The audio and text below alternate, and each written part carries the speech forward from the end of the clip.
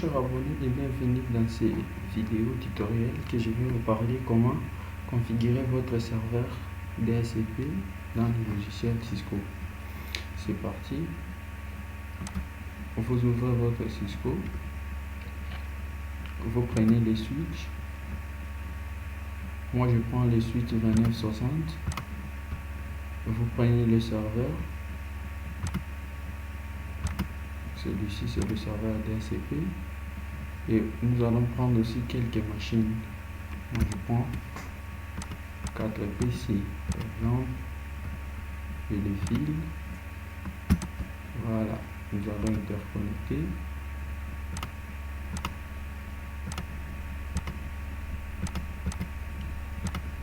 Nous allons interconnecter.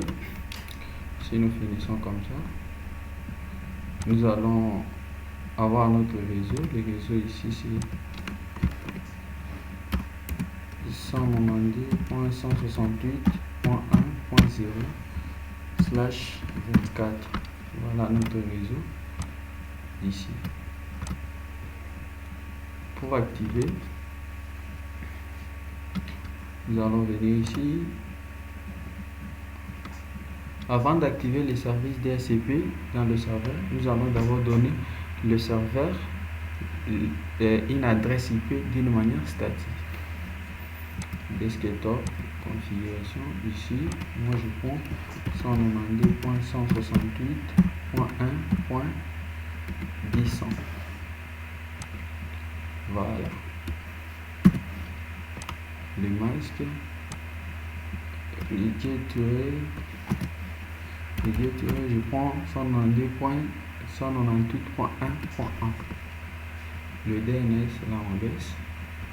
Enfin, on vient de donner notre serveur une adresse IP d'une manière statique. Alors, nous allons activer les services DHCP. Pour activer, nous allons entrer encore dans le serveur. On arrive ici sur les services, on entre. On arrive, on cherche les DHCP sur la partie gauche. Vous allez voir, il y a beaucoup de protocoles. Il y a le protocole HTTP, DHCP, DHCP PV6, il y a FTP, il y a DNS, Syslog, AA, NTP, Mail, FTP, IoT. Bon, il y a beaucoup de protocoles. Non, pour aujourd'hui, ce qui nous intéresse, c'est le DHCP. On lance le DHCP. Ici, le pool, on doit laisser comme c'est le premier pool, il n'y a pas de problème. Si on en avait beaucoup, on doit le deuxième, c'est le deuxième qu'on doit renommer. Les premières, on doit laisser toujours comme ça. Et surtout, n'oubliez pas d'activer ici les services. On active les services. Souvent c'est off, mais dès que vous arrivez, il faut d'abord l'allumer on. Alors les gateways,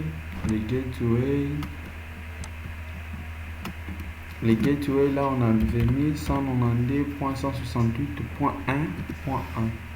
Les DNS on n'avait pas mis. Moi ici j'aimerais que la distribution commence par 100 par 110. Donc la première adresse sera 110, la deuxième ici de suite.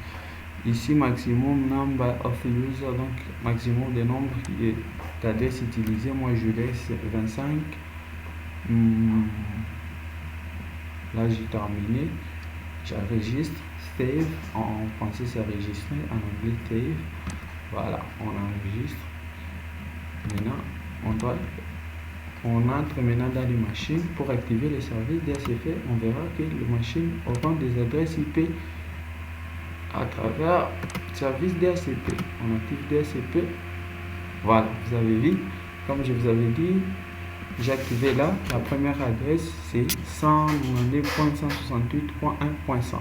Vous la voyez déjà ici, c'est ça la première adresse. Et comme je vous avais dit, le deuxième ça sera 111, 112 et ainsi de suite. Ça va se limiter juste à 25 adresses seulement parce que ce que j'avais activé. Voilà, on active encore ici, on va voir. Voilà, il n'y a pas de problème, ça passe. On vérifie encore ici. Voilà. On vérifie encore ici. Voilà, donc vous avez vu les services DHCP déjà activés. Même si vous venez ici, vous ajoutez d'autres machines. Ici vous ajoutez même 3 encore. Vous les reliez. Vous verrez que ces machines auront des adresses IP d'une manière statique, dynamique. Pardon, ils auront des adresses IP d'une manière dynamique parce que nous avons déjà activé les DHCP dans le serveur. Ouvrons ici. Voilà, voyons.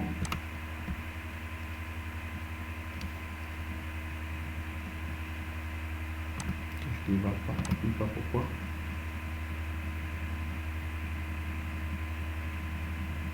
Je ne sais pas pourquoi. Entrons ici, voyons de l'autre côté. Vous voyez, les adresses arrivent, c'est automatique parce que le service est déjà activé. Le service est déjà activé, voilà, il n'y a pas de problème. Ici, l'autre ici avait fait des blablabla. Voilà. Voilà, vous avez vu. Et merci d'avoir suivi cette vidéo tutoriel. Si elle vous a plu, n'oubliez pas de nous laisser les commentaires. Et surtout, n'oubliez pas de vous abonner, de partager nos vidéos, de permettre à vos amis aussi qui puissent s'abonner afin d'avoir aussi des notions et des formations comme nous le faisons avec vous. Pour la vidéo d'aujourd'hui, je vous dis c'est fini. On se retrouve à la prochaine avec une nouvelle vidéo et de nouveaux sujets sur notre formation. Merci, ciao, à la prochaine.